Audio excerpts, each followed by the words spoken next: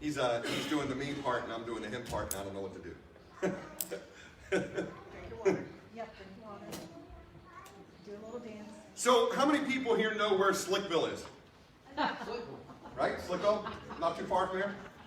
I want to tell you that in Slickville, that mic's still on. I want to tell you that in Slickville, there's a certain way that you borrow somebody's tractor. In Slickville, you get in your car and you drive to your buddy's house who has the tractor, and you get on the tractor, and then you just drive that tractor back to your house. There's no loading nothing up. You just get on that tractor and you drive it on back over to your house. Now, when you need a tractor that cuts grass and that tractor ain't really big and you're 300 pounds and 6'3", and you're on this tiny little Craftsman lawnmower tractor driving through Slickville, it's a sight to see. But you know what's funny about that is I'm not the only one who does that. I mean, you can pass a guy on another tractor. Like, yeah, like the motorcycle guys when they're cruising around, they give each other the wave. The tractor guys in Slickville, they give each other a wave. So, a little while ago, we hit some financial things, became financially really tight, and I used to pay a kid named Austin who lives in Slickville as well. He was cutting my grass every week. He did a really, really good job, but budget-wise, that's not my budget. So I had to cut him loose. So I was talking to Kenny Beam, a friend of mine who lives in Slickville, and he said, well, I got an extra tractor. They ain't got no brakes, but, you ain't got no hills. So I said, all right, actually sounds like a good plan to me. So I said, I'll just come borrow that tractor. Before I could borrow the tractor, he said, why don't you I'll use my good tractor and just cut your grass. I'm like, Kenny, I can't let you cut my grass all summer. That ain't right. He's like, well, just let me cut your grass. I'm like, no, I'm not going to let you cut my grass all summer. So he came down when I was at work and he cut my grass. I come home and the grass is all cut. Why was I mad?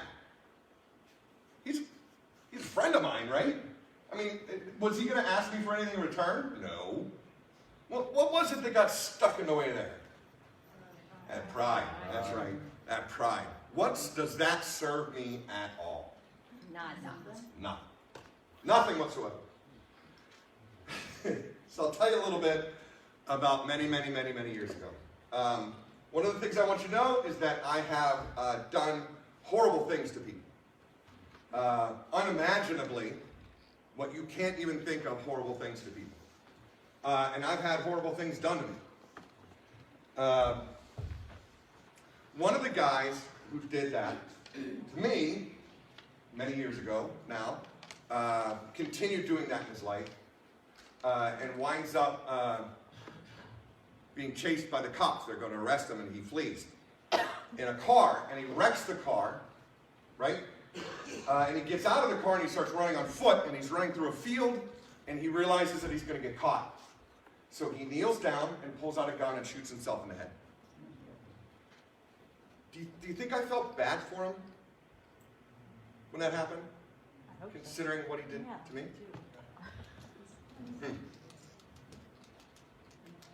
But I've done horrible things to other people. If I was in a horrible situation and I pulled out a gun and shot myself in the head, do you think they'd feel bad for me?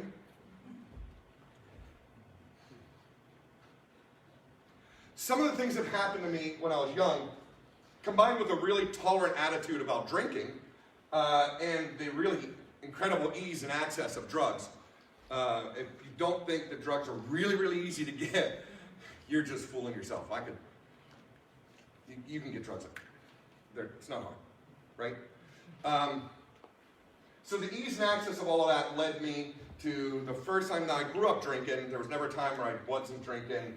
But the ease and access of all of that led to a moment where the first time where I intentionally got drunk, hammered drunk.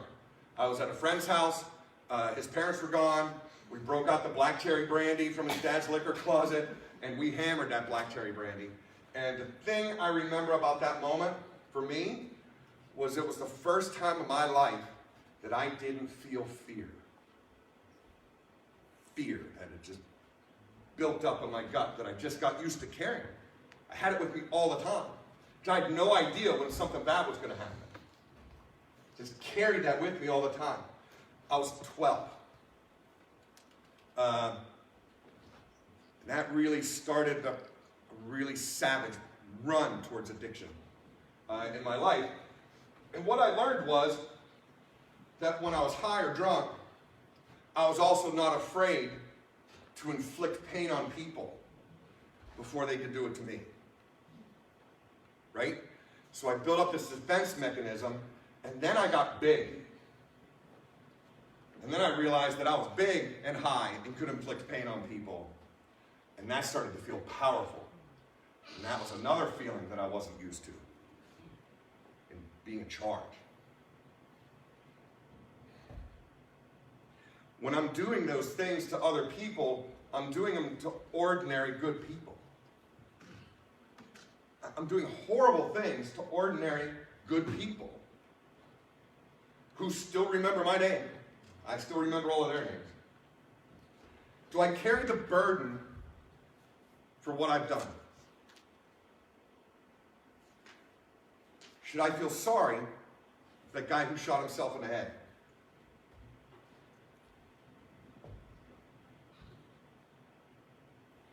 I don't carry the burden for that. And I've come to the point in my life where I do feel sorry. What does it take to make somebody like that? What happened to him?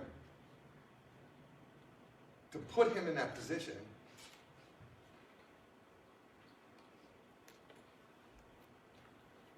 I do feel badly for him. If the worst thing you've ever done is steal a candy bar, right? Or the worst thing that's ever happened to you is that somebody called you a bad name once. Or if you've known twice the pain and savagery that I've been through, and done twice the horrible things to people that I've ever done, it does not matter. You can set that down.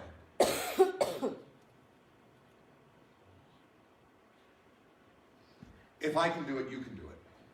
Does that make sense? Like, if I can do it, it can be done. And I'm not the only guy. I'm going to read you from John chapter 8. A couple of weeks ago, I surprised Jim that he was going to preach on John chapter 8. So I worked out a sermon, and I don't know if you guys remember, but I got savagely sick on a Saturday night, and I texted Jim from my bathroom at 1 o'clock in the morning on the floor, I'm not coming. And it was similar to today where I'm going to lead worship and I'm going to preach, and Jim at the last minute, 1 o'clock in the morning, had to do it. So he came in and he did an amazing job preaching on John chapter 8, but I had a slightly different perspective I wanted to share with you guys because I really think it's important to hear the message that comes from this just from another perspective. So if you want to turn to John chapter 8, you can. Before we get started, as you're turning your books or pages, there's Bibles in front of you. If you don't have one of your own, you can take the one that's in front of you. That's a gift from us to you. It's yours. Take it. But read it for yourself. It's really important. Some of the things you should know very quickly before we get started, I think Jim covered this as well. There are some manuscripts that don't have this in it, and old manuscripts. There is some underdwelling sort of debates as to whether or not it belongs in the Bible. And I think at this point we've discovered that it's pretty obviously not written by John. What we do know is that it's an accurate story of Jesus Christ. We do know that in the timeline of events, this fits.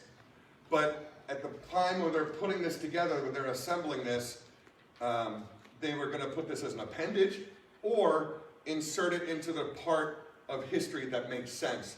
So the story's true,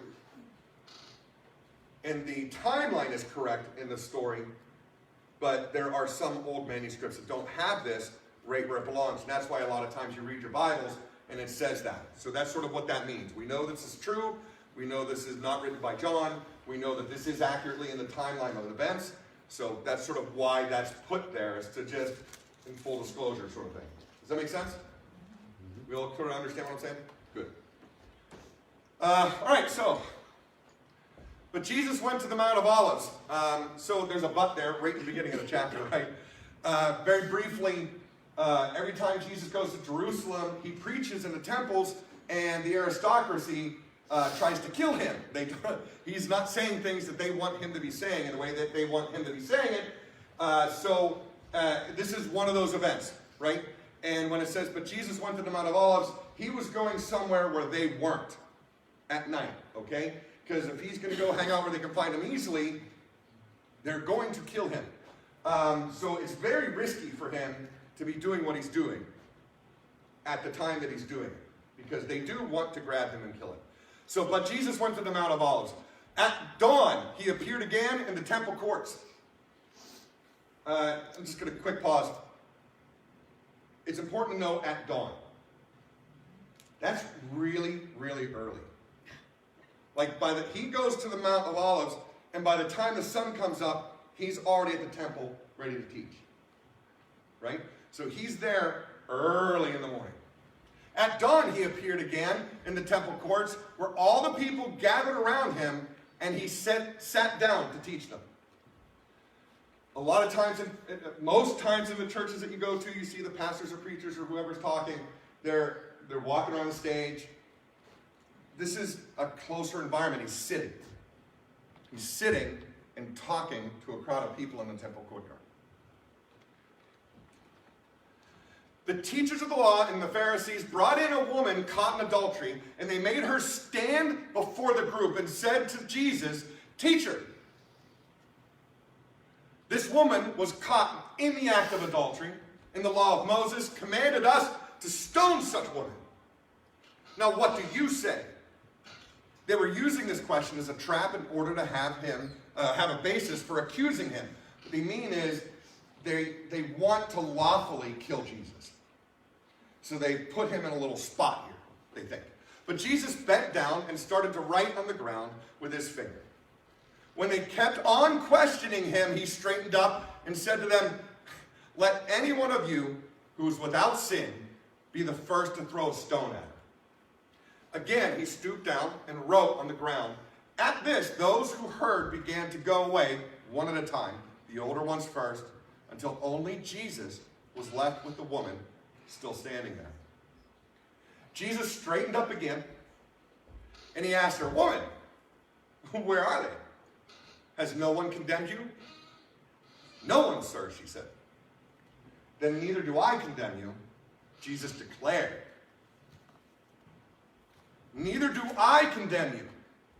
Go now and leave your life of sin." Sorry. So before I sort of get to the meat of this, I want to talk about translations real quick.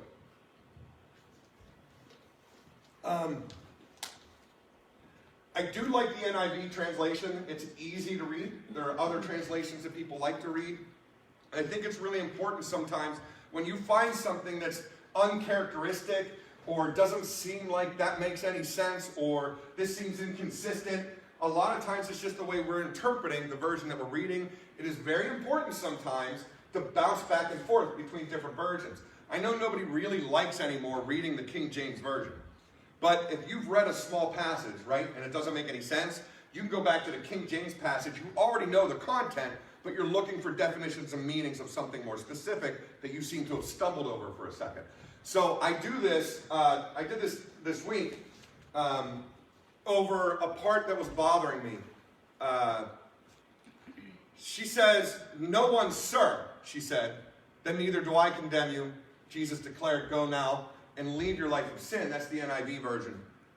In the King James Version it says, "She said, 'No man, Lord.' And Jesus said unto her, 'Neither do I condemn thee. Go and sin no more.'" There's a "sir" and a "Lord" thing there. You see what I'm saying? The word that they translated in NIV, they're not translating it incorrectly, necessarily. But intent can mean, words can kind of be slippery and have these meanings and definitions. It was definitely a recognition that he was in charge. We know that, right? Her recognition in that moment is very important to understand. So every once that kind of caught me in the craw, and so I spent some time going back and forth through different translations, and I kind of came to that conclusion where they're not saying something incorrect, they're just not saying it in a way that I understand it. So I thought I'd share with you guys a minute that yes, you should be questioning these things, and yes, Every once in a while you find things that don't seem to be congruent with what you understand to be the truth. And yes, there's a way to get to the core of that yourself, and that's just pick up another translation. What's Bible Gateway, right, online? It's really easy to look up a verse on Bible Gateway and just go over to the thing and drop down and pick a different version and say go, and it just translates it right there for you. So I bounce back and forth quite a bit. So Jesus bends down in this story when he gets interrupted after he's teaching. He's sitting and he bends down now and he starts doodling in the sand. There are a lot of people much smarter than me, which isn't a really high bar. There are a lot of people much smarter than me who've been debating what Jesus was writing in the sand for a long time. I've come to the conclusion there that it doesn't matter. It doesn't affect the story. That's not what is happening here. What he's writing in the sand is irrelevant because the Bible doesn't tell us what he was writing in the sand. If they wanted us to know, they'd have said it, if it was relevant to the story, right? What matters, though, is that he's writing in the sand. There is something important about the act of what he's doing that I wanted to uncover with you again. I went back to the King James Version to sort of dig this out, right? The act of what he's doing.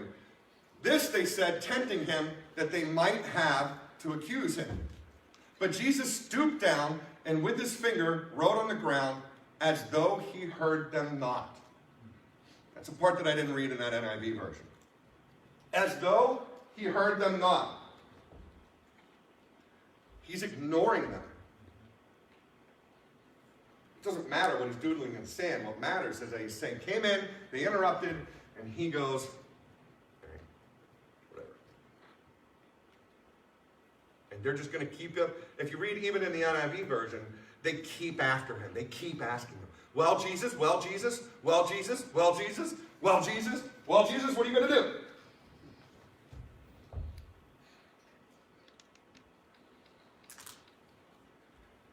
There are some... Jesus is in the middle of a crowd of people who can be taught when this all starts, right? He comes and he sits down and he's teaching this crowd. And Jesus came to save the world, not to condemn it. It is condemned. He's not judging. He's saving the world. He's in an environment now where he's teaching people something they've not heard before. And the Pharisees and the scribes or the keepers of the law, whatever you want to call them, they come in and they got this trick question and they're going to throw this at him. So he's teaching, they jump in, and they ask him, what is tantamount to, are there any, does anybody remember George Carlin? Yeah. Right? George Carlin asked this question, and he was being funny about it, but it stuck with me for a really, really long time. He asked, if God is all-powerful, can God make a rock that's so big that even he can't lift it?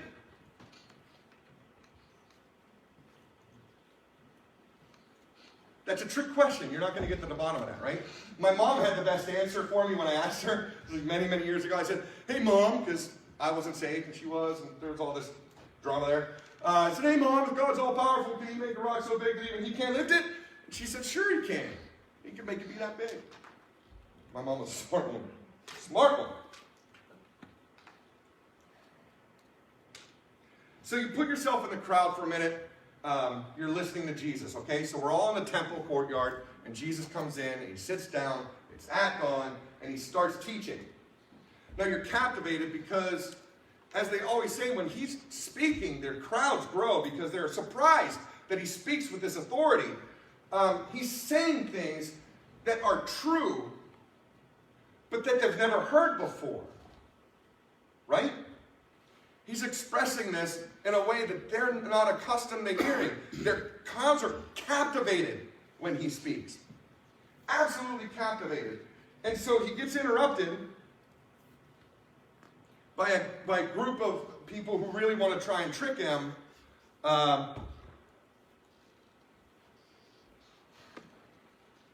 they ask Jesus, what should we do with the woman? Okay, so in this time, in this era, they should stone her. That was the law. She was caught, and they're going to stone her, and that was the law. but they needed Jesus to say that to get him in trouble back and forth. But here's the thing. If I'm in the crowd with you guys and Jesus is teaching and these guys interrupt, I'll be honest, I'm kind of curious as to what his answer would have been. Wouldn't you? Isn't there, just be honest, a moment? We all love to think that we rise above, right? Like we're in these moments that we read and we think that but sometimes you got to be honest. If I'm in that crowd and I'm captivated and I'm listening and somebody interrupts and asks them what seems to be a trick question from us, but for their perspective seems like a good question. Yeah, Jesus. What should we do with her? That's a really great question, mister. So the other thing to remember is you're in the crowd, the teachers, the Pharisees, the teachers of law, scribes, these guys are well known, okay? Jesus is a relative newcomer. There's rumors of Jesus. A lot of people hadn't seen him, but they've heard of him. They're coming to see him. But the Pharisees in this time, in this era, are known. They've been there a long time, right?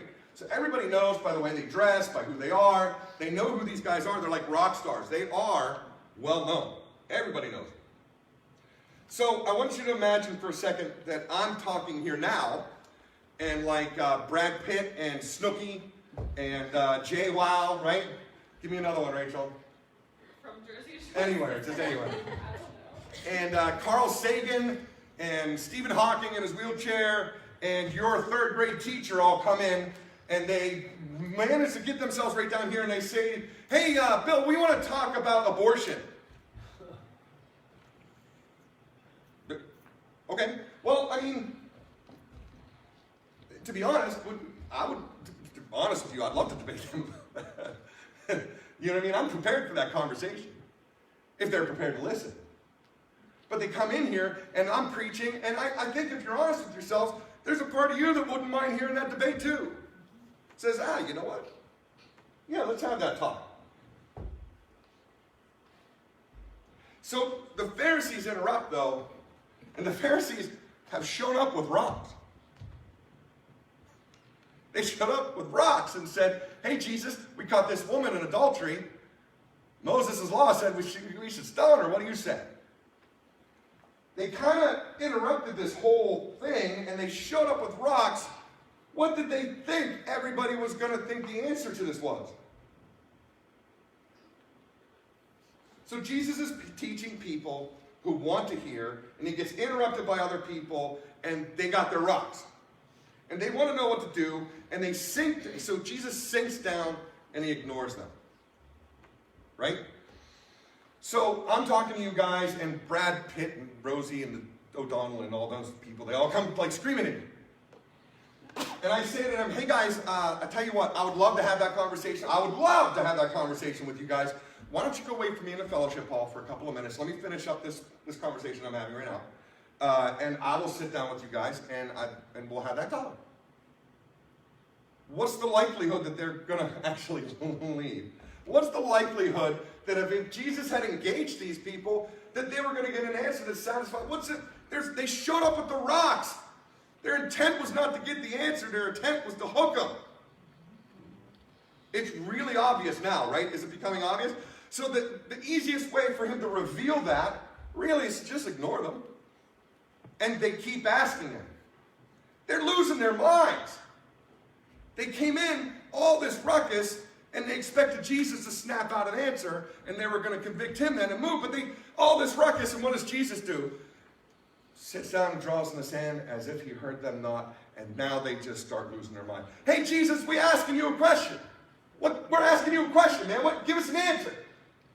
Almighty teacher who comes in here and teaches with authority, Mr. who knows everything, what should we be doing now? So he ignores them. They've just revealed their agenda is to interrupt.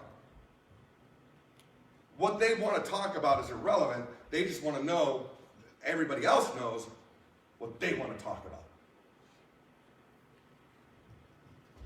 More importantly, they want everybody to know that they're right about Jesus. So there's a struggle here as I read through this, understanding what I understand about Jesus. I don't believe that there's any part of Jesus who wants this to go down this way. Does that seem logical? I mean, he knows the hearts of men. He knows what's about to happen. He knows how this is going to go. But he'd rather save them. But they're not going to listen.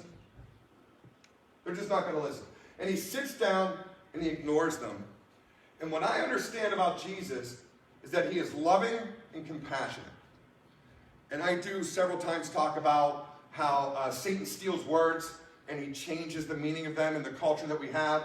And a lot of times I think when people talk about loving and compassionate, they think that's some sort of squirrely, meek, skinny, he's loving and so compassionate.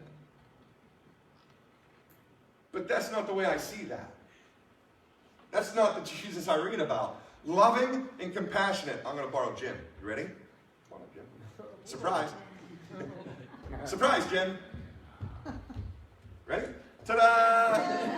I love you, Jim. Thanks. Thank you. I love Jim, and Jim loves me. And I'm learning to be compassionate towards people, even people I don't know. And Jim is helping me do that even more. And I've seen the compassion in Jim. I think you're going to have a hard time calling either me or him meek.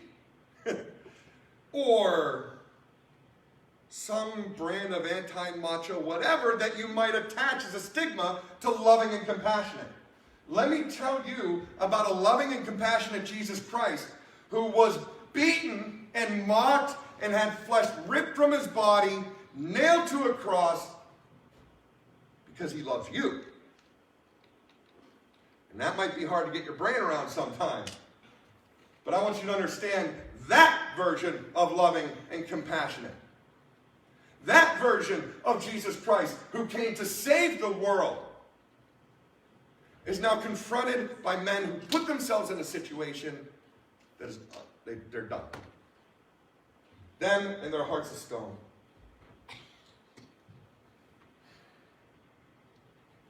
I lost my little clicker. There it is. So when they interrupted him, he knows what's about to happen.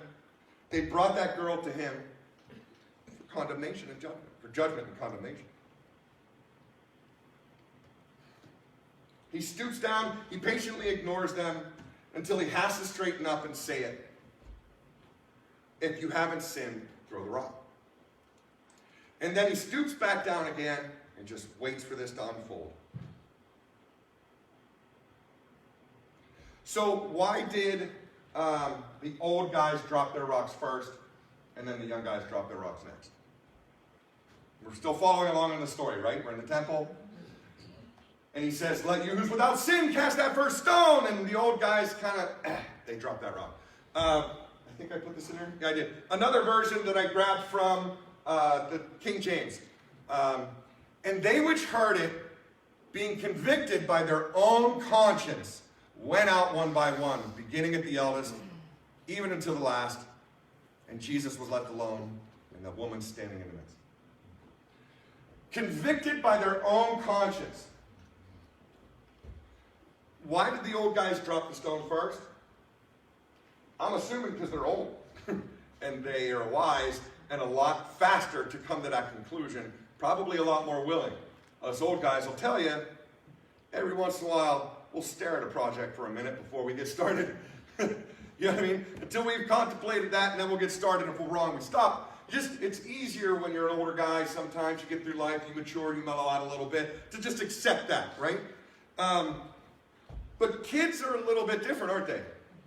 Have you ever seen a kid with a head of steam about something that they believe is truth or about some sort of injustice?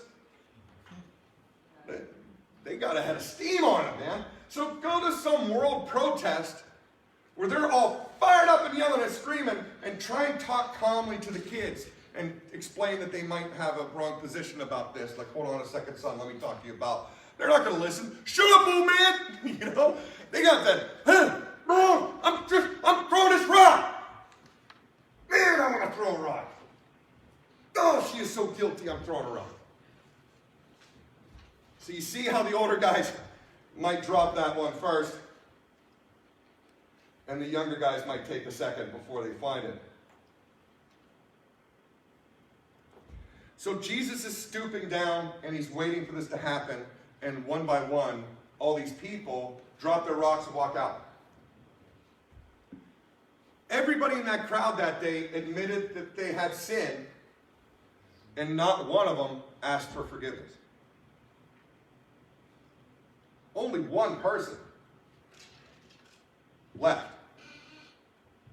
was excused from their condemnation. It was the woman. The Jesus who came to save, why is he ignoring them? Why does he say, let you who's without the sin cast the first stone, and sit down and doodle in the sand, while person after person after person walks out of the courtyard with sin all over them and in them, and not one of them any remorse or forgiveness, request for forgiveness.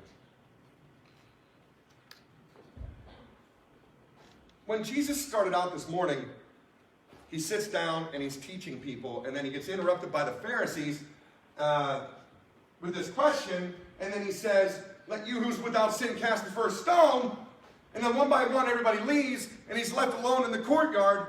What happened to the people he was teaching?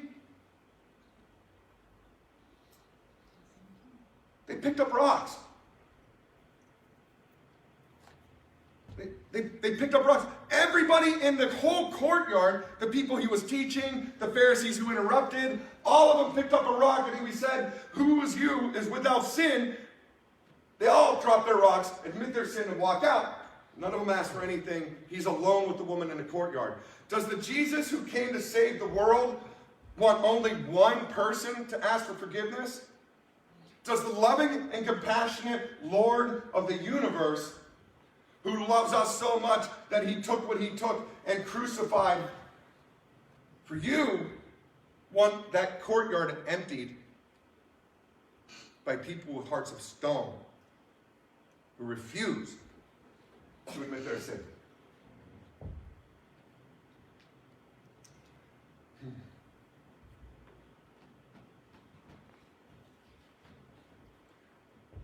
I knew more of this than I thought. I kind of preached all that already.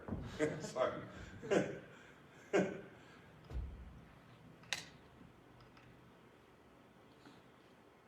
All right. So you get it at this point, right? I want you to really put yourself in this moment. And that can be hard. It's hot. It's really hot. Okay? At this point, it's late morning. That sun is starting to beat down. It's real dry where they are. That dirt is like sand. When the wind cools around, you get in the face. I'm assuming some of them smell. You know what I mean? Like, maybe they should have taken a bath this morning and they didn't.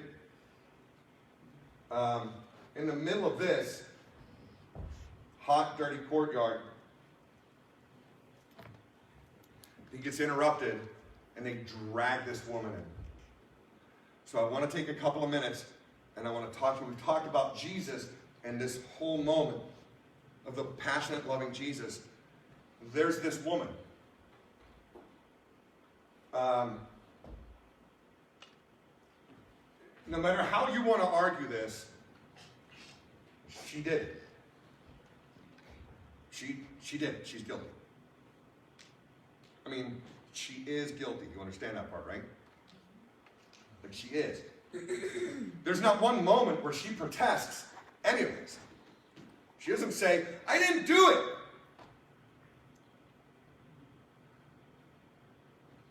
it. Whether she was a hooker or whether she was just with a guy because in the time they had to have two people catch her in the act in order to be committed to the adultery. What happened to the guy that she was committing adultery with? Where's he? Right? There are some stories. There's a lot of this stuff in this story that you can get bogged down in trying to figure out. But don't shed that stuff, because if it was important to the story, it would be there, and it's not. What's important to understand about this woman is that she's guilty. At no point does she question it. She's dragged out into a courtyard filled with people, I'm assuming she's not in her best dress. There's a likelihood that she's not bruise free. Right? This is not the greatest moment for her, as she knows that in the law she's supposed to be stoned. Do you know what stoning to death is? Okay? I know, just take a minute and I want you to focus on what she's about to face. The idea of stoning someone to death is not to put them to death quickly. They're not going to lay you down on the ground and drop a big rock on your head and end it. They're going to throw rocks at your arms and your legs and your chest. They're not going to try and knock you out.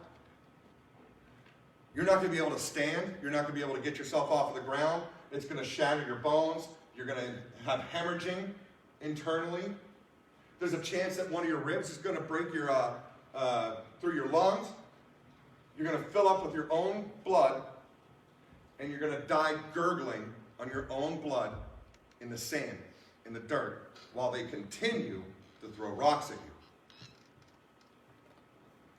There is, boy, do humans just find the most savage ways to treat each other. I know that there's a part of her, this woman who gets dragged out and she's being held up in front of everybody. There's got to be a part of her that just wants to get this over with. And there's another part of her too that's saying, oh, I do not want to die this way. This is not a great moment for her.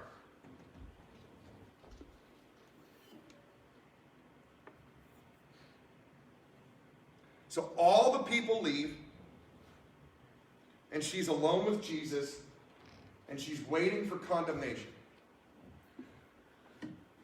At this point, you have to recognize that Jesus Christ was the only one in the courtyard that day who had the right to throw the rock. You understand that, right?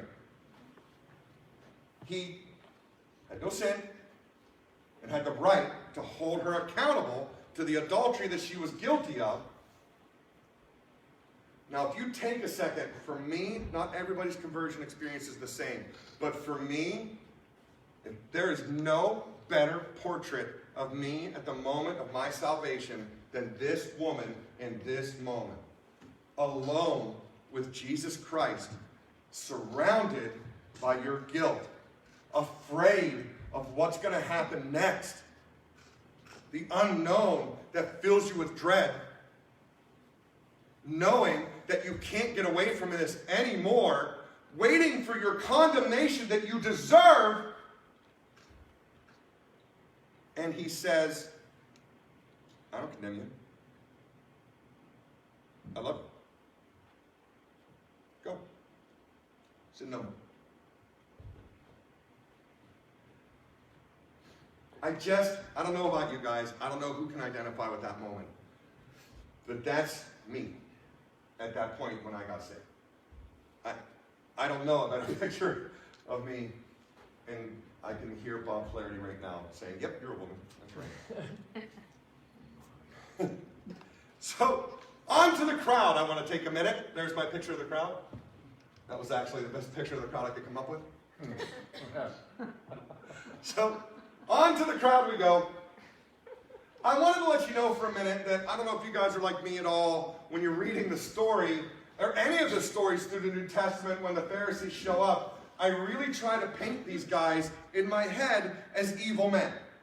I really try to paint these guys in my head as these horrible people, that they would be obviously horrible. Like, how would anybody listen to these guys? They're so off their rockers. Jesus is always right. And what everything they say is just battle. And I never did. Horrible, horrible men with little handlebar mustaches that they twist, wringing their hands and laughing. Mwah. But what I wanted to let you know is that these guys grew up in an environment where the truth was what the truth was, and there were no options. And then these guys, they turn out to be kind of smart, so they get sucked up into these schools where they're going to be educated by people who have a structure about what is truth and how this is to be interpreted. And there is no variance from that. None. I'm not so sure that all of these guys were bad guys. I mean, there's a mob mentality going on here. And I think we've already said that if we were in the crowd, we'd probably be interested in what Jesus' answer would have been. You could see how quickly you can get snatched up into that. Just snatched up into that crowd. So, if you're one of the Pharisees, or the Sadducees, anybody, the aristocracy, the teachers, whoever, however you want to define that group, that whole group of guys, and you go, hey, wait a minute, man, I don't think that's right. I have a different idea about that. They have a simple way to solve that. They just kick you out. Right? When they kick you out, you no longer have any friends. You no longer have any family. You no longer have anybody with you. You don't know where you're going to eat. You're not going to be employed. You don't know anything else but this life. And they're done with you simply because you challenged what they think to be the truth. So these guys get caught up in this lifestyle, and off they go, trapped. I don't think they were evil, man. I wish they would have been, but it's so much easier. You know? But they weren't. They weren't evil guys. You heard of the guy Nicodemus, right? Nicodemus kind of sort of challenged them real quick about how things were supposed to be made. This is a guy who was older. He is established. He's high in that aristocracy. And everybody wants to go kill Jesus, and they said, and it's Nicodemus who said, just before this story actually, hey man, you can't just go kill him. Like, you're not allowed to do that. Everybody back up a little bit. And he got a lot of pushback because of that later. And he was like high up the chain, so just a regular guy like one of us is in that group, and we're hanging out, and we're like, hold on a second, I don't think this seems very right. Keep your mouth shut. Keep your mouth shut.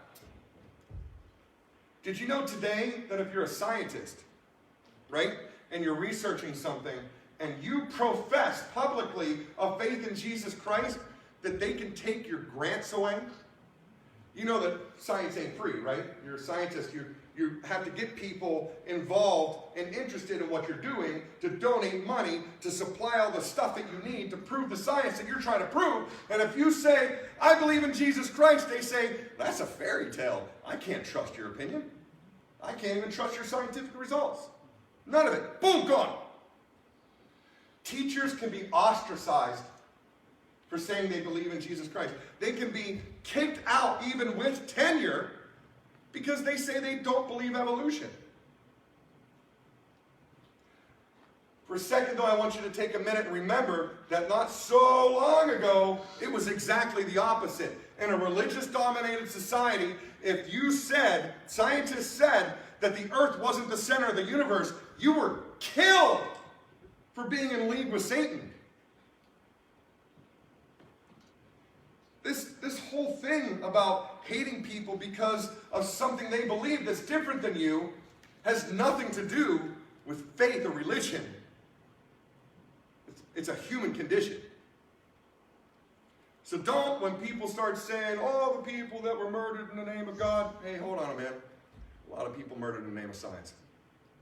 That's not just a religion thing. That's a human thing. Sorry, I got off track there a little bit. You guys don't mind if I get off track there a little bit? Talk about the human condition. All right, so I don't paint the Pharisees as really bad people. And someone comes along, we talked about this briefly, and challenges your convictions, okay? The way you're going to react to that is going to be different. Has anybody heard the words paradigm shift? Anybody reasonably familiar? Okay. A paradigm shift is when something happens and nothing's ever going to be the same again. Okay? Most of us are probably old enough. Does anybody not remember Blockbuster Video? All right, does everybody remember Blockbuster Video? Blockbuster Video? Yeah? Yeah? Okay. Does everybody remember what happened to Blockbuster Video when Netflix came out? They were gone, man. They were gone in a hurry. So you used to go to video stores and rent your video, and you always forgot to take it back, so you had to pay late charges, right? or you just completely lose it and you pay $62 for a copy of Dumbo that you find when you're moving behind the TV set. We didn't even have a VCR anymore. I kept that tape. I'm like, that's a $62 videotape. I'm keeping it. So Netflix comes along and they say, hey, I'm going to send the DVD to your house. We're even going to send return postage when you're done. Keep it as long as you want. And we're going to charge you monthly and as many videos as you want to get a month, whatever. I mean, they were gone. That was it. And then they started the whole streaming thing. And now there weren't even DVD rental places. There was none. That was gone. Gone. Nothing was ever the same again when Netflix came out. Do you understand paradigm shift? Like even now, there's no part of you that thinks, hey, I should go to the DVD store and pick up a movie. The thought doesn't even enter your mind at all. At all. A little bit more remote, Napster. Does anybody remember when Napster came out? Does anybody remember buying albums? Vinyl? Does anybody remember buying cassette tapes? Right? Does anybody remember buying CDs? Right? And then Napster comes out and it says, why would you do that? Just get the song you want. And they dissect this thing and they just, the world was never the same, man. After Napster came iTunes, right? And iTunes figured out that iPod thing and it was over. Over, man. Do you remember the musicians who were losing their minds over that? Metallica was one of the bands who led the charge for that, I remember. Lars was furious.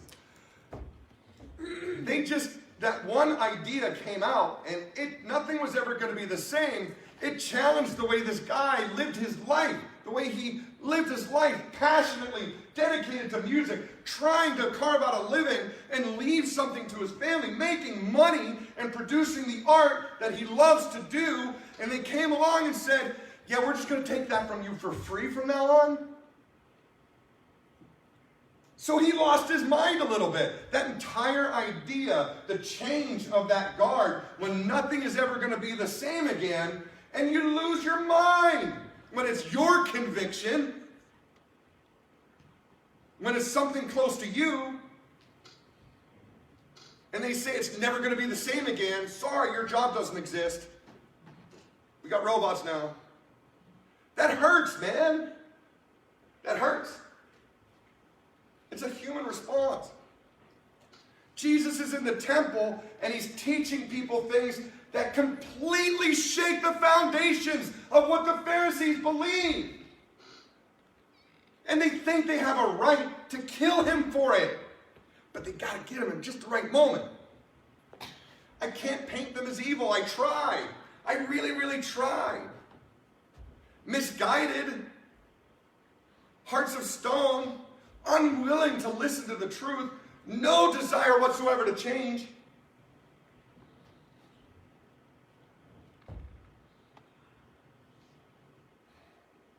I always say that a person is smart, but people are dumb, dangerous, panicky animals. You get a group of people together, and it just is not always going to turn out right.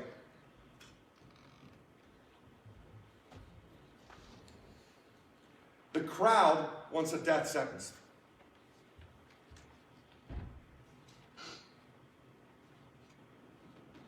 The crowd is all fired up. They want a death sentence. According to the laws of Moses, she's guilty. Nobody can test that, including her. And what they're supposed to do to her is they're supposed to stone her to death. And that's the way this course of action is supposed to go.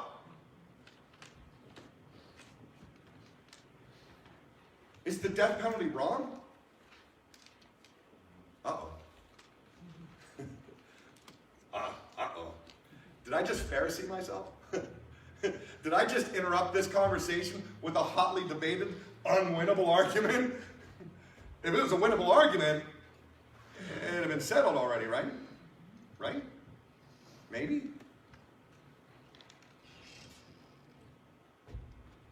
All right, I'm going to upset the apple cart here a little bit. I am. You guys are going to get mad at me. I prayed whether or not I should take this out, and I didn't. So here we go. Does everybody remember who Michael Rossfeld is? How about Antoine Rose? 17-year-old boy flees a traffic stop, gets shot in the back by a police officer, and everybody lost their minds. If you know the story, you probably have chosen a side. There are staunch supporters on both sides. I want you to know that I was not in the courtroom. I don't know Michael.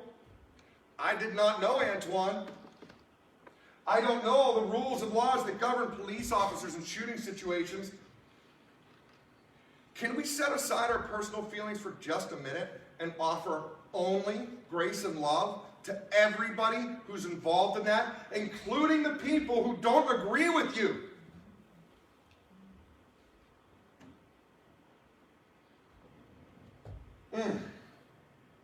If you can't do that, the problem's not with Michael or with Antoine or the jury. The problem's with you. You are the problem in that situation. Nobody wants to admit that. So I can't say that the Pharisees are evil men. And I can't say that if I was in the crowd, I wouldn't have picked up a rock.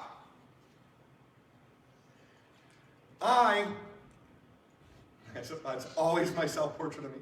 That will always be my self-portrait of me.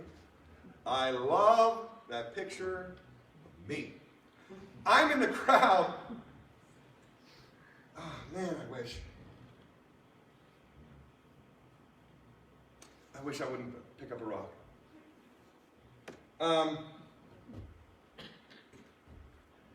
If you can't admit that you might be willing to pick up a rock, you might be in trouble. The story that we're talking about here, when we get inside the people who are involved in it, it shows a mirror of who we are, and we don't like what we see.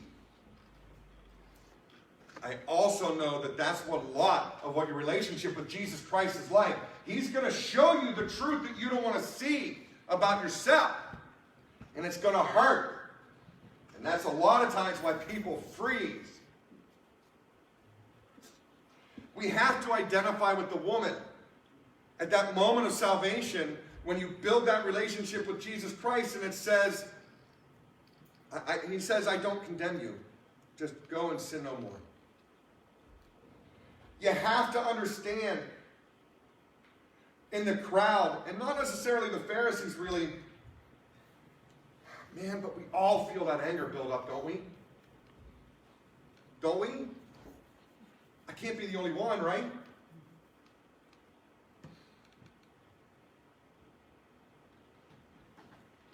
Given the right circumstances, I'm going to pick up the rock. If you don't understand that you're actually capable of doing that, you are more dangerous than a child with a shotgun loose in the house. Somebody's going to get shot. You're going to have to look in that mirror at some point and deal with that truth. Jesus holds that mirror up to us, but Jesus also redeems us. He makes us capable of anything. Jesus does, right? He holds the mirror up and he redeems us. The whole crowd that's there, Jesus he could redeem them all. He could take care of them all, but the woman was the only one who professed any guilt for the sin that she had committed. Are you brave enough to hold up the mirror that Jesus is showing you and look inside that mirror? Are you brave enough to do that? Can I ask a question really quick?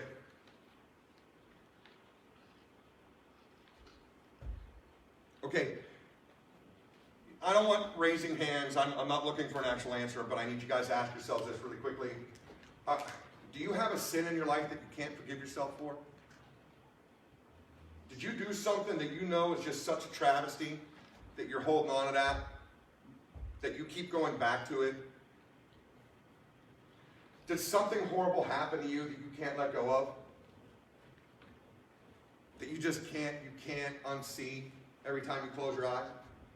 Do you have a recurring sin in your life that keeps coming back and keeps coming back and keeps coming? You think you get it behind you and you don't? You just can't get past it? The question I asked myself was, how can God forgive me when I can't forgive myself? And I think if you're in a rational state of mind, that kind of makes sense. How can God forgive me for something that I can't forgive myself for doing? Or something I can't forgive somebody else for having done? Or a sin that I know is going to come back into my life sometime, because it always does.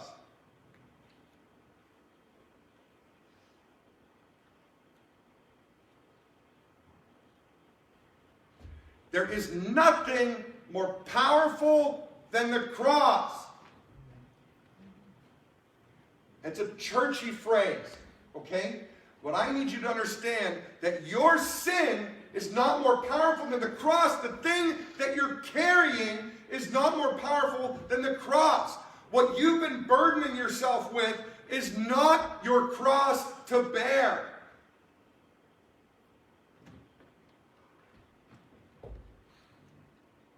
The bad news is that the sin you've forgiven yourself, you can't forgive yourself for. The bad news is that the sin you can't forgive yourself for has already been forgiven. Bad news. Why is it bad news that the sin that I can't forgive myself for has already been forgiven? If you can't let it go, if you can't understand that the person needs to be forgiven, if you can't walk away from that sin, whether you're being accidental or not, you are proclaiming yourself more powerful than Jesus Christ dying on the cross. And you are not. The sin that you're now guilty of is pride and arrogance. Dang it, that hurts. If you're looking in that mirror right now and you don't think that you have a sin that you have to be worried about, that's a whole other thing. I want you to come and pray with me later, because you are in a dangerous, dangerous position. And people who love you are telling you that that sin is there and you're not hearing them and you're not listening.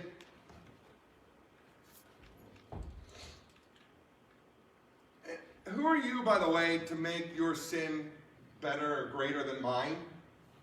Or his or hers or his or hers? That thing that you're holding on to, whatever that is. That thing that's been done to you, that thing that you did to somebody else, that thing that keeps just coming up, it's not greater than my sin. Mine's not greater than yours. And none of these things were supposed to be lugging around with us. And believe me, you're lugging around, and a lot of times you're wrenching it back out of Jesus' hands because you're just so used to it. You're just so used to sitting with it. You're just so comfortable with that burden for some reason. You have to let that go. You have to turn to Jesus. You have to. You have to allow him to show you the real sin. You have to ask forgiveness for that. You have to hold that long enough to be forgiven. He'll take it away. And then that burden that you've been carrying all this time will be gone. I promise. I don't make a lot of promises. I promise you that if you look in that mirror and you confess that with Jesus Christ and you allow God to heal you from that, that burden that you've been carrying all the while will just fall away. It's not your cross to bear. It's Jesus Christ's cross to bear. He already bore it for you. It's already done. The victory is sealed. Over. The sin has been paid for. Stop thinking it's yours. Stop carrying it. Stop it. It really isn't yours. It never was.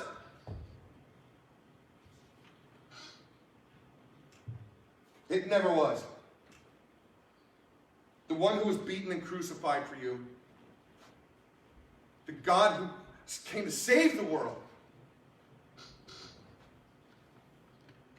He loves you so much, you won't be condemned for your sins.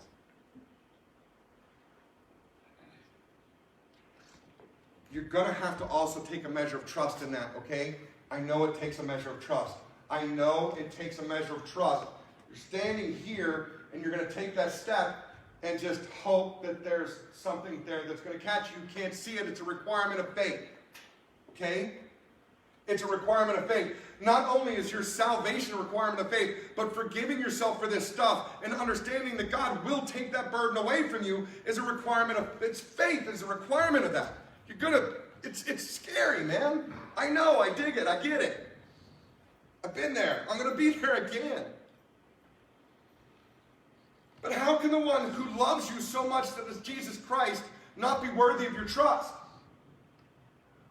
Is there any way that that can't be true? Any way that that can't be true? There's no way. He will always be worthy of that much trust.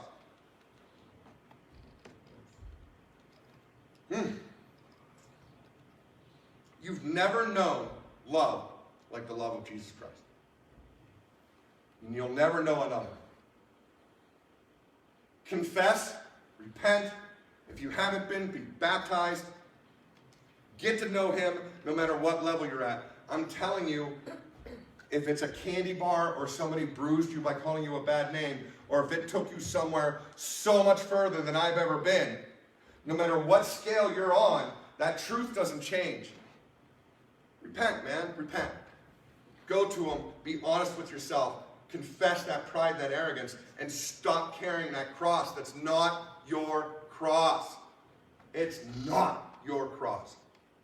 Church, I'm going to take a second. I'm going to ask, actually, where's Carla disappeared to? Carla? She's always so busy. Can I borrow you down here for a minute? Great. Jim and Jeff, if you guys would come up too. Just stand around down here. Okay. They're going to play songs, so if you want to start that song for them. I want us to close our eyes. I want us to pray. I want us to pray for each other, okay? Just close your eyes and pray. There's a powerful Holy Spirit that exists that fills this place when we come here and gather in His presence. And the conviction of that Holy Spirit can lead to wonderful, wonderful things. I'm not up here, and I'm not asking you to come up here to confess your sin, okay? But if you need somebody to pray with, we're right here, okay? We're right here. You don't have to confess, okay? You don't have to do that. If there's something in your life that you need prayer for, or something that you need help getting removed from, or if you've never, ever taken Jesus Christ as your Lord and Savior, the people who know how to help you and pray with you are right here, right now. Okay? So with your eyes closed during the course of this song, I just want us to pray for each other, that the power of the Holy Spirit will convict us and give us the strength and courage that it takes to just come down here and pray for a minute. Everybody else's eyes are closed. Nobody's watching you. Nobody cares.